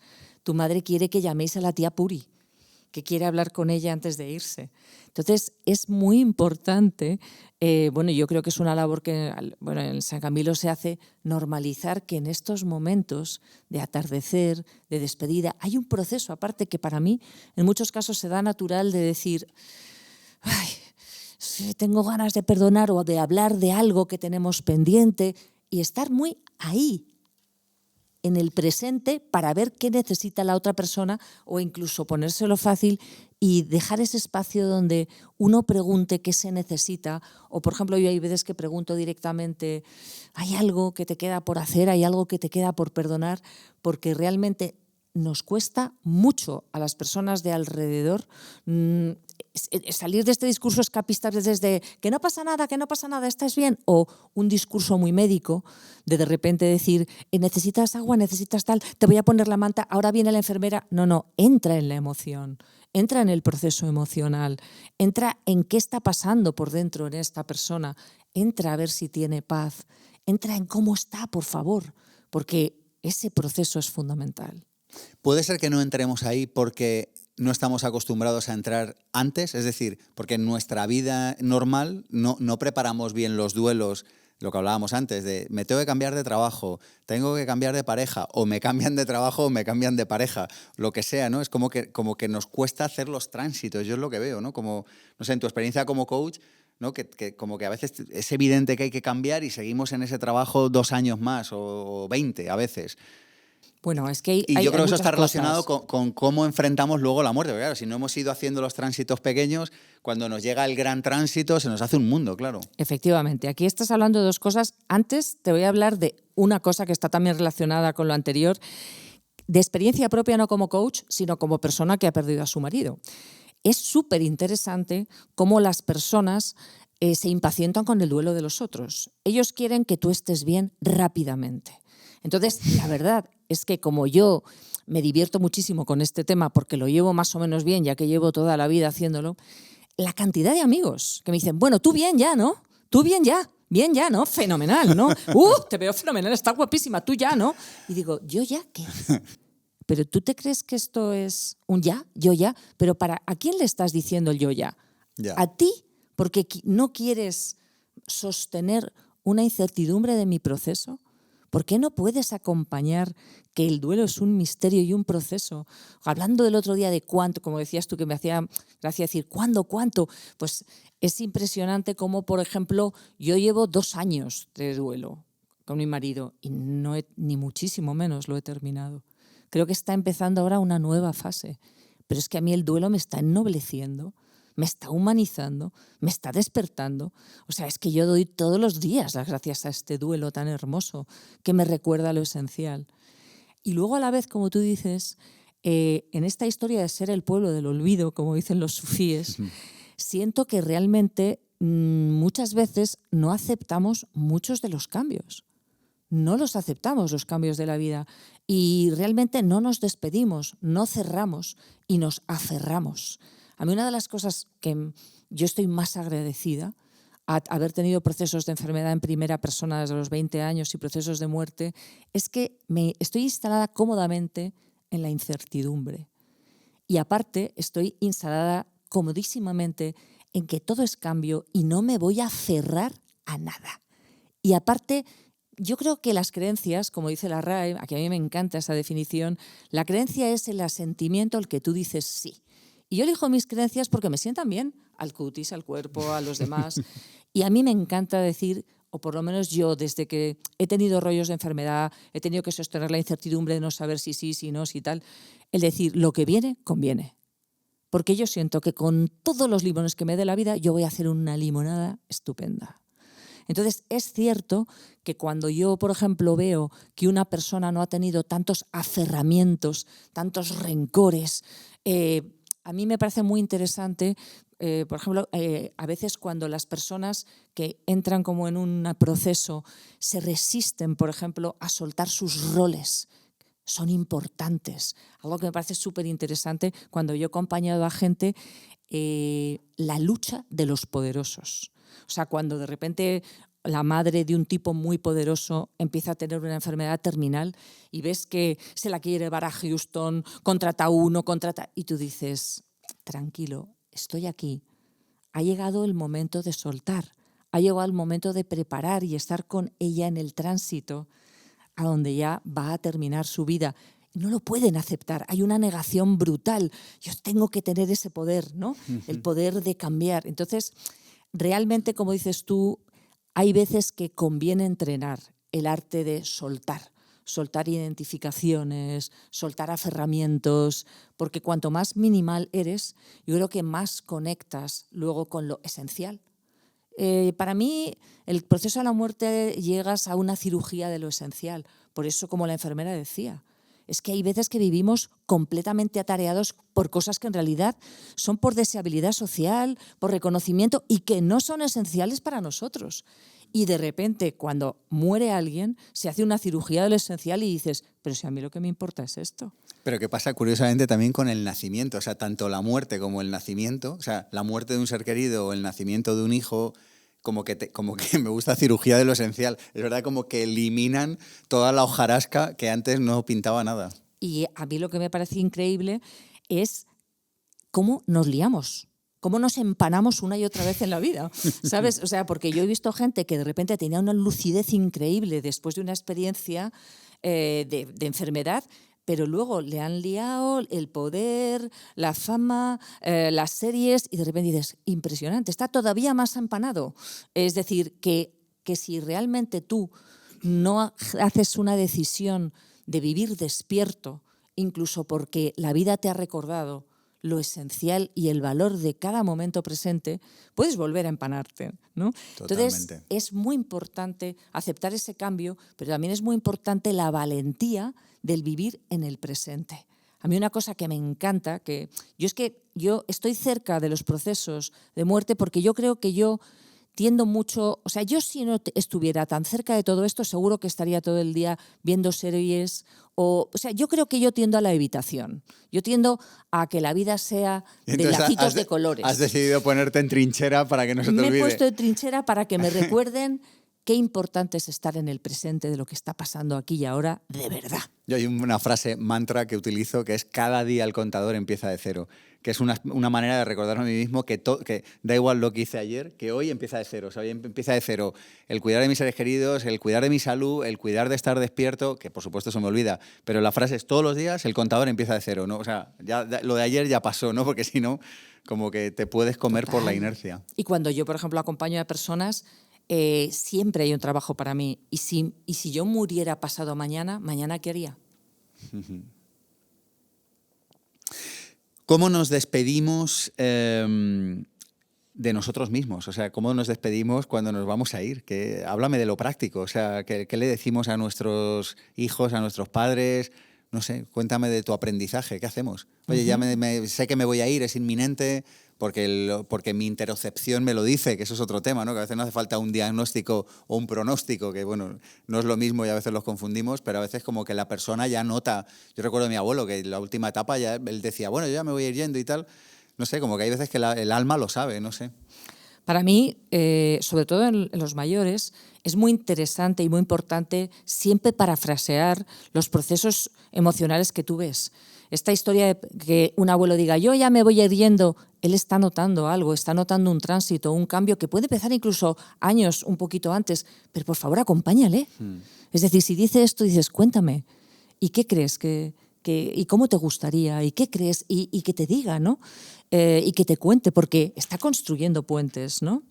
Está construyendo. Qué interesante esto, ¿eh? Que pueden pasar desapercibidos. Sí, sí, o sea, eso es muy importante. O sea, eso es una invitación a abrir una conversación. Efectivamente. Porque es que realmente cuando tú no impones cosas en la vida, cuando dejas que haya un espacio en la conversación donde surja lo esencial, las cosas surgen solas. Muchísimas veces. Cuando estás dispuesta a escuchar, cuando estás dispuesta a generar un silencio productivo, cuando confías en los procesos, ¿no? Y es también muy interesante, bueno, pues por ejemplo, en muchos casos, yo he encontrado dos tipos de casos. Casos de alguien que se va a ir y que se resiste y que le acompañas pues, en un proceso de hablar, en un proceso hasta que realmente incluso ves que hay algún espacio emocional y neurológico como para decir, ¿y por qué no te planteas ya? ¿Sabes prepararte para despedirte de los tuyos, prepararte? Pero normalmente yo a veces tengo un proceso como de baile, porque bueno, para mí la muerte es un misterio que yo no pretendo comprender, pero sí que pretendo danzar con ella. Pero danzar con ella con un misterio guapísimo que me enseña un montón de cosas. No quiero comprender. No lo pretendo ya, pero Totalmente. Sí que bailarlo. Bailar con ello. Entonces, dentro de eso estoy viendo el misterio alrededor de la otra persona. Y lo bien que se está cuando uno renuncia a ser director general del universo y a comprenderlo todo, Por favor, ¿verdad? Qué gusto, de verdad. ¿Sí o no? Como, es mira, una no sé maravilla. qué es, ni lo voy a saber, ¿no? Es una cosa como que a mí como que me da paz. Y a mí me da Pero muchísima ojo, en eso paz y en esto tema, también. pero mira, de nuevo, la muerte en lo cotidiano. El otro día estaba en una mesa, había un tema de conversación polémico y se supone que yo tenía que decir algo. Digo, es que no sé qué decir. Digo, yo no voy a decir nada, digo, porque no tengo opinión sobre este asunto. Y ya, pero algo opinarás. Digo, si es que no opino ni quiero opinar. Digo, es que me da igual. O sea, no sé, hacer lo que queráis o opinar lo que queráis. Digo, no, ni tengo opinión ni la quiero tener, me da igual.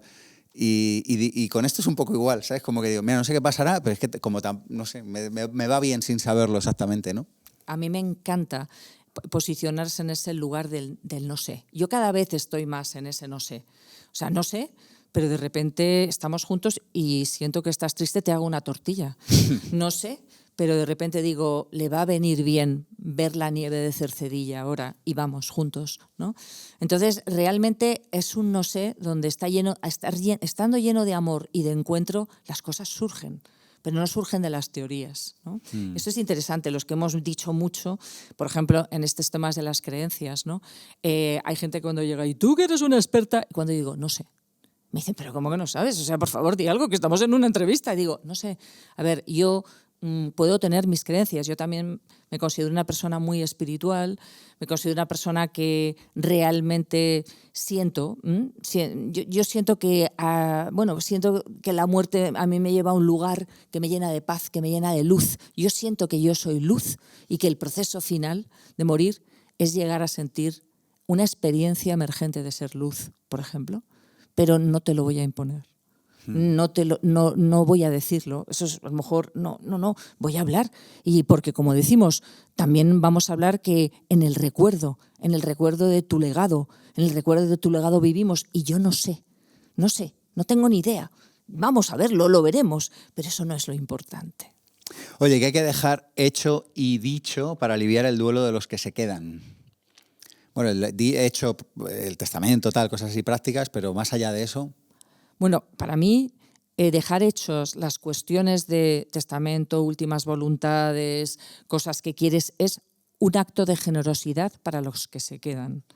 Y de verdad que creo que esto, tú, yo, las personas que estamos, deberíamos tenerlo en cuenta, porque cuando tienes un accidente o cuando te pasa algo, que tus seres queridos tengan claro dónde están, desde las contraseñas de tus cosas, hasta cosas de tus cuentas, hasta qué quieres, si quieres ser incinerado o si quieres ser enterrado en el panteón familiar, no te puedes imaginar la cantidad de líos que ahorran. Entonces yo de verdad que animo a la gente a hacer un testamento escrito o ya hacer unas últimas voluntades o hacer un testamento ante notario, porque eso es maravilloso. Y luego, deberíamos sacar un vivir con testamento, ¿no? Sí. O sea, hacer un programa solo de eso, porque es un temazo. Es un temazo súper importante. Yo tengo hechos PDFs para acompañar a personas, porque realmente a mí me hubiera gustado tener tan clara toda la información cuando me he tenido que encontrar con las historias. Y luego yo, por ejemplo, cuando decías en despedir, yo hablo mucho de la despedida con las personas que se van a ir y sobre todo empiezo a indagar sus necesidades. Y sus necesidades van cambiando momento a momento. Por ejemplo, de repente una persona dice, ostras, pues es que todavía siento que lo hice muy mal con una persona, y de repente ves que para seguir el camino hay barreras emocionales de perdón que quieren ser, que quieren ser... O sea, como que cuando la persona lo hace ya está preparada para marcharse. Efectivamente. Entonces yo, por ejemplo, empiezo a ver cómo podemos desbrozar el camino emocional. Entonces, en el camino emocional hago muchísimas cosas. Por ejemplo, una muy tonta, pues es eso, es preguntar qué necesitas, qué está pasando por tu cabeza, y con muchas personas hay una ausencia de una conversación o un tema pendiente que a veces se puede dar y a veces no. Pero si no se puede dar, como decimos, lo ritualizamos a veces en ejercicios terapéuticos. Para mí la idea de ritual es algo que metes mucha atención, intención y emoción. Por ejemplo, a mí me encantan los ejercicios de PNL porque creo que a veces son como rituales que cambian una realidad. Entonces, por ejemplo, esas cartas a personas, a veces vivas, para preparar una conversación, o a veces que ya se han ido, están muertas, y entonces hacemos la carta como para cerrar emocionalmente ese capítulo. ¿Y tendría sentido hacer todo esto? O sea, como ahora que alguien que nos está escuchando que esté sano, o sea, como para no llegar a ese momento con estas cosas pendientes, ¿no? Porque, o sea, ¿es frecuente que haya estos asuntos pendientes? Bueno, es tan frecuente que yo, por ejemplo, es algo que los peregrinos de Santiago antes siempre lo hacían. Cuando empezó el Camino de Santiago, cuando tú te ibas no sabías si ibas a volver. Entonces, la gente que peregrinaba a la Meca, también lo hacen, siempre deja sus cosas arregladas. Y dejar sus cosas arregladas es, paga las deudas económicas que tienen, cierra las deudas emocionales.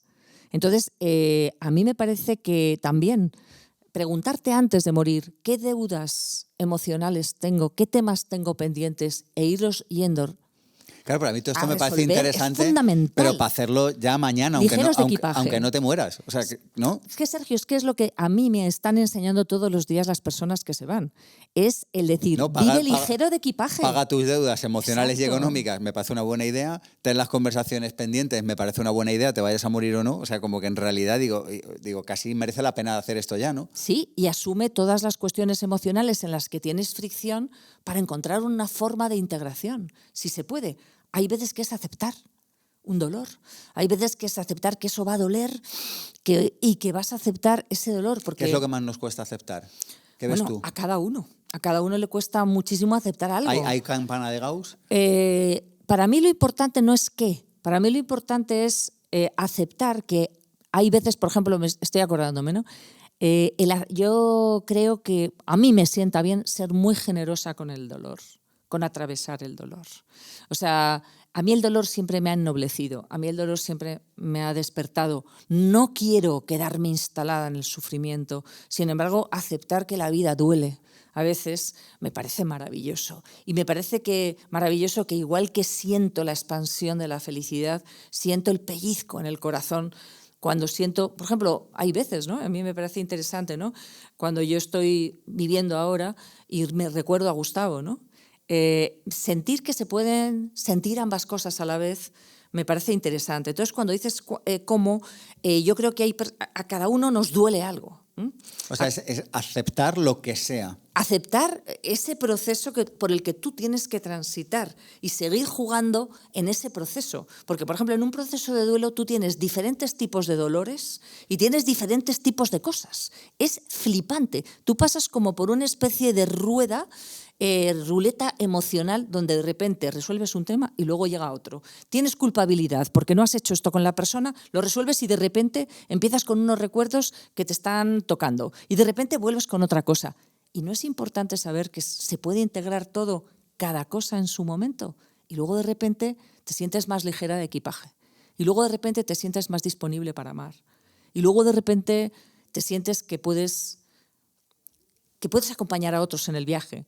Te digo, por ejemplo, un ejemplo. Yo a esto no hubiera venido el año pasado, porque siento que estaba en mi proceso y quería voluntariamente hacer un proceso profundamente interno.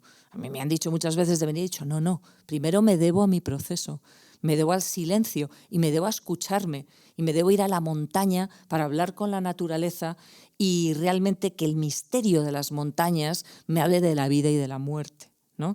Entonces, fíjate que en ese sentido, a mí lo que me parece importante, me estoy acordando ahora mismo, estaba acompañando a una persona en el duelo de su padre. Y para esta persona, el duelo de su padre es algo que ya no le deja vivir, que le corta la respiración. Le echo tanto en falta. Entonces, hablando, jugando con las emociones, jugando con lo que en ella ha dejado de legado, realmente jugando con el legado vivo en ella ha conseguido sentir un dolor que le está ennobleciendo, un dolor que le está ayudando a acompañar a otros, un dolor en el que ahora ya está disponible para amar. José Carlos, ¿qué te apetece preguntarle a Techu? Bueno, me dan ganas también de provocar la narrativa de lo personal, como porque tú ya estás bien, ¿verdad? Sí.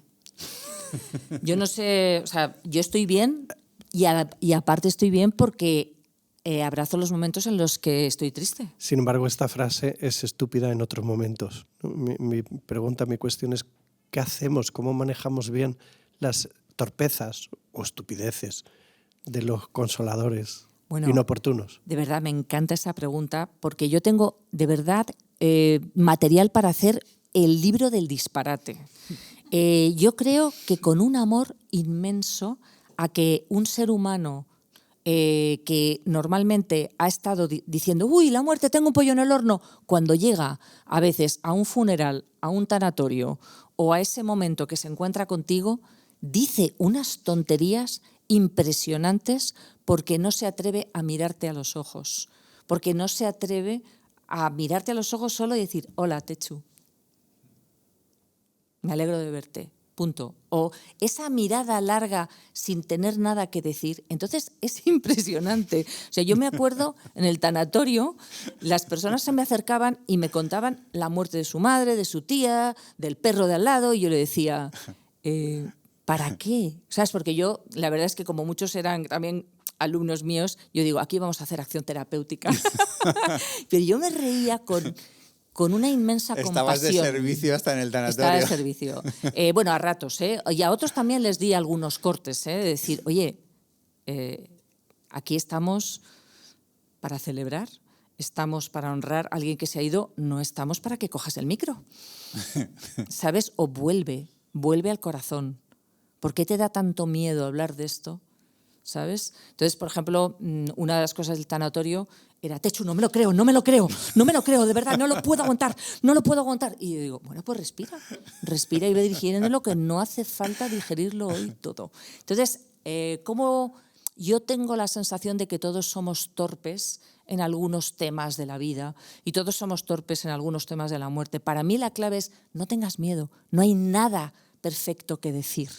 Es verdad que a mí cuando se acompaña, por ejemplo, en un duelo, en un tanatorio, me gustan las frases que no pesan, las frases que generan amor, las frases que generan como esperanza de un encuentro.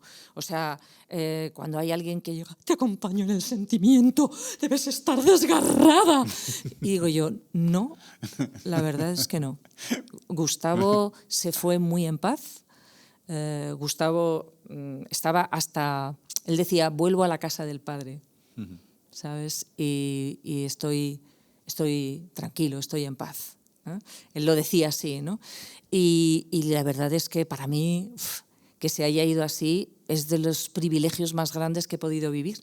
Entonces, bueno, haré mi proceso, pero no te voy a comprar eso que me dices de estoy destrozada. No sé si me explico. Entonces yo en esas frases lo que me dedicaba era mucho a devolver pelotas, ¿no?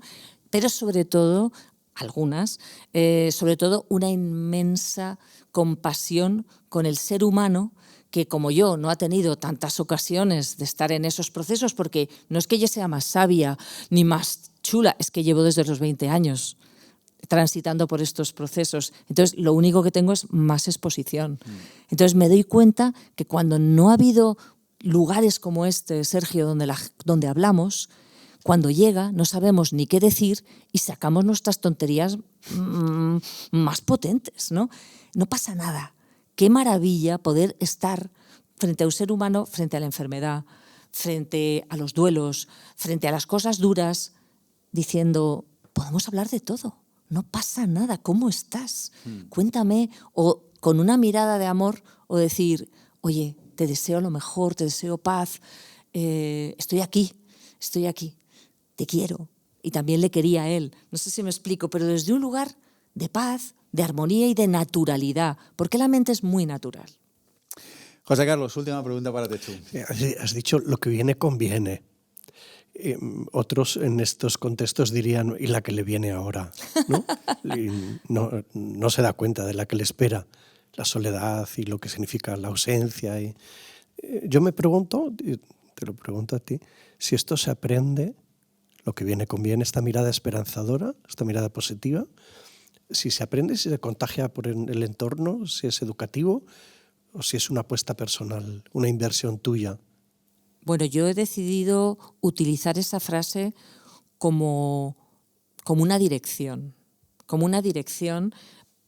para ir abrazando y dando espacio a todo lo que venía. Es decir, no cerrar la puerta a nada, es decir, no decir, estoy bien, no sé si me explico, pero decir, qué bueno, pues ha venido culpa por alguna cosa que he podido hacer. Por ejemplo, en los libros, el tema de la culpa, en el duelo, es interesantísimo cuando has leído, has vivido tantos libros y de repente dices, ¡wow!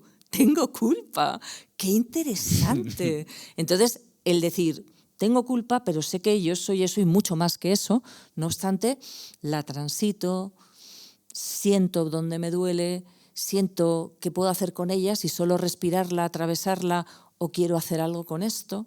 De repente, ostras, estoy de bajón, ostras, estoy de subidón, ostras, y de repente vas viendo que integrando todo eso, de repente llegas a un lugar de paz, de más solidez, de enraizamiento, y yo lo que he aceptado en eso es la ruleta, o sea, es con la montaña rusa.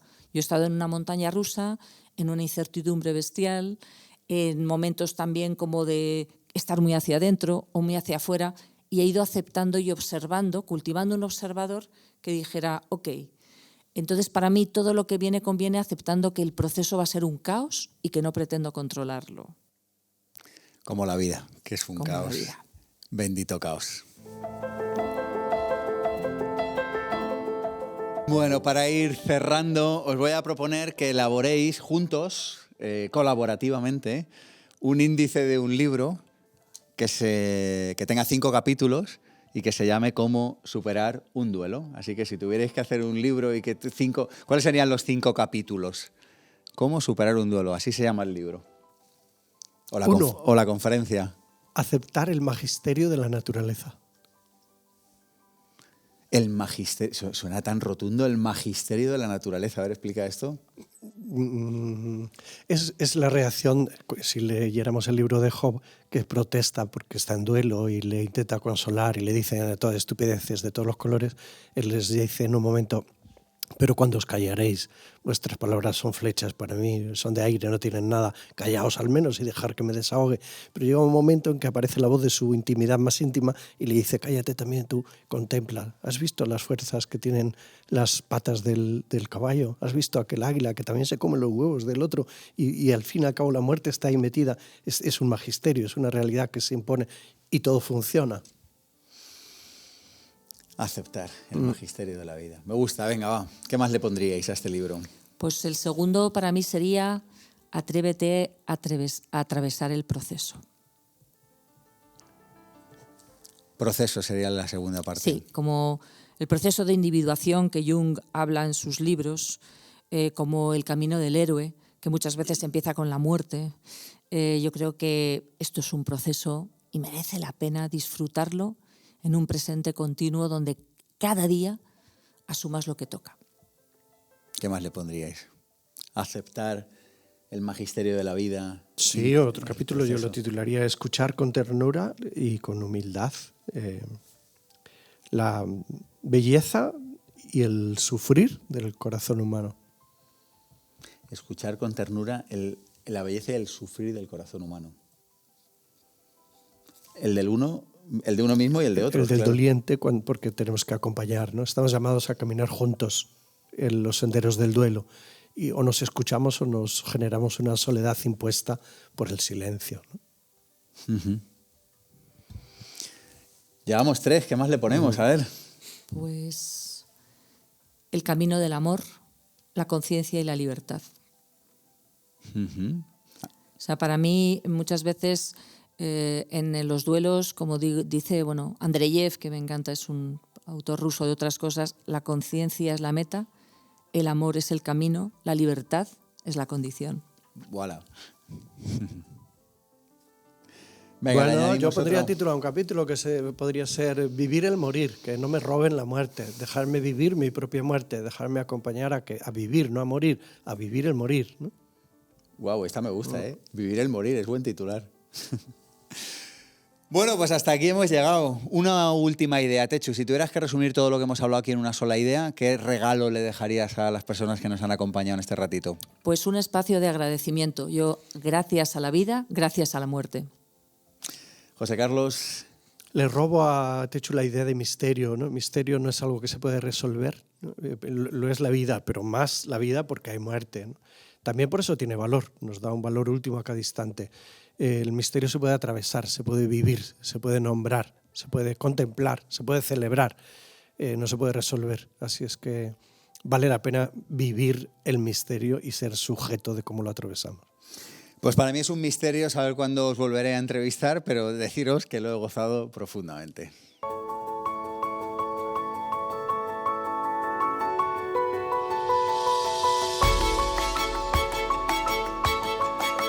Pues hasta aquí hemos llegado en nuestro programa de hoy sobre el duelo y la muerte. Hemos aprendido, recordado un montón de cosas. Por ejemplo, que la muerte es el mejor invento de la vida.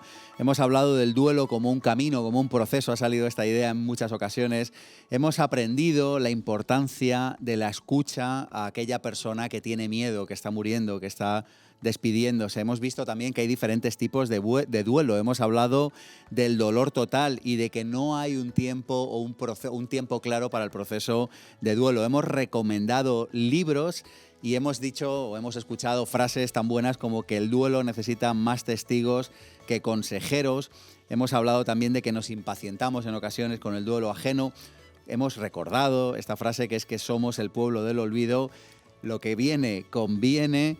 y hemos hablado también de que cuando escuchamos a otros se tienden puentes. Hemos cerrado con 5 ideas nucleares: aceptación, proceso, escucha, amor y esta idea de vivir el morir. Mi nombre es Sergio Fernández y esto, ya lo sabes, esto es mucho más que un programa de radio, mucho más que un podcast. Esto es Pensamiento Positivo.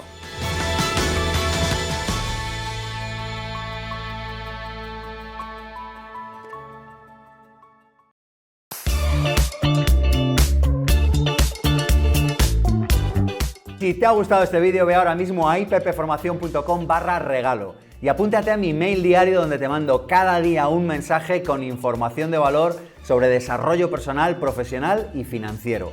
Cada día un email con mucho valor. Además, en ippformacion.com/regalo podrás apuntarte gratis a otras formaciones de desarrollo personal, profesional y financiero. ippformacion.com/regalo.